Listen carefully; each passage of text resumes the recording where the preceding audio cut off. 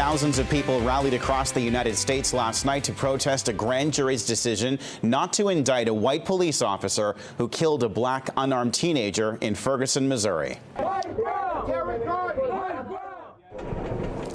Despite calls for protesters to remain peaceful, Ferguson was met with chaos. Gunshots kept firefighters at bay for quite a while as at least a dozen businesses went up in flames. Protesters smashed police car windows while officers threw tear gas from inside armored vehicles. Police say officers didn't fire a single shot. The jury's decision means Officer Darren Wilson will not face charges for killing 18-year-old Michael Brown.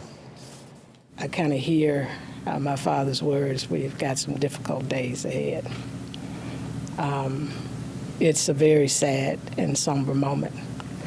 And I think we as a nation have got to figure out how to stop the bleeding. We're going to have to come together and make some changes. But we have to understand that this community has to be whole. And right now, this community is really fractured. Protest marches against the grand jury's decision were carried out right across America last night. In New York City, demonstrators waved signs and shouted chants of "Hands up, don't shoot," the refrain that has become a rallying cry in the Michael Brown protests. Among the most disruptive demonstrations were those held in Oakland, California, where protesters flooded freeways. Activists had been planning to protest even before the announcement that Officer Darren Wilson will not be charged.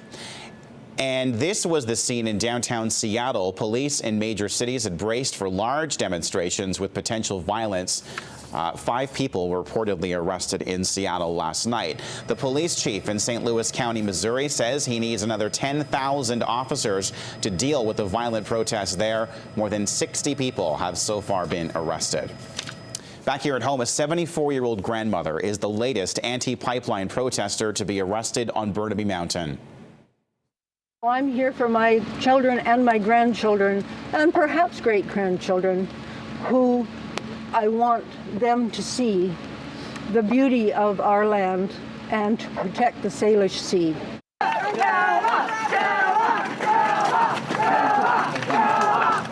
Supporters cheered as Della Glendenning crossed the injunction line to protest Kinder Morgan's plans to expand the Trans Mountain pipeline. She says the federal government is not protecting the environment, and she's very concerned about the risks of moving so much bitumen through the region. When a 74-year-old grandmother is the person speaking truth in this country, that is very moving to me. It gives me great hope for the future, and I'm so proud of what Della did today. The Vancouver Park Board has failed to pass a controversial breeding ban on whales and dolphins at the Vancouver Aquarium. The final attempt was made by outgoing Vision Vancouver Commissioners Sarah Blythe and Constance Barnes before a new NPA board comes into power. The packed and emotional meeting saw the motion fall in a 4-3 vote. The new board will be controlled by 4 NPA commissioners, 2 Green commissioners, and 1 Vision commissioner. The NPA has been on record opposing the ban on breeding. Status quo in the extent that we felt compelled that as much as we stand by the process and by the recommendations, that it was inappropriate for us a week out from a new administration taking office to pass this. It is a tradition in our country that you don't do that. You do not pass legislation or any key policy pieces like this. It's just not done. It's bad form. So, and that's a bit heart-wrenching. I mean, it was quite an intense process for us. Park Board has spent tens of thousands of dollars, and we spent twice that and thousands of hours dealing with this in 2014, and heard from hundreds of people and experts of all stripes. And so I would prefer not to go through that all again in the sense But you might have to. Yeah, we might have to. Well, the Vancouver Canucks are back in action at Rogers Arena tonight, and the game comes just one day after news of Pat Quinn's death. Greg Harper is live at Rogers Arena this morning with more on how the NHL is remembering him. Greg. Good morning, Kyle. Well, the Canucks are hosting the New Jersey Devils tonight, and you can bet there'll be a moment of silence before the start of this one. It was a somber day at Rogers Arena yesterday as the Canucks held a press conference, and tributes continue to pour in for Pat Quinn, who passed away on Sunday at the age of 71. Quinn was a part of the inaugural Canucks of 1970, a rugged, hard-nosed defenseman.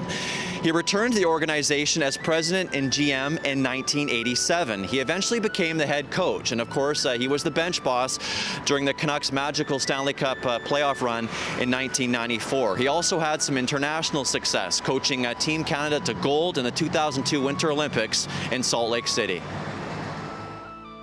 He took no crap from the people back east. He stood up for his teammates. He stood up for the owners of the organization, and he stood up for the people of BC, the fans here, and that was Pat.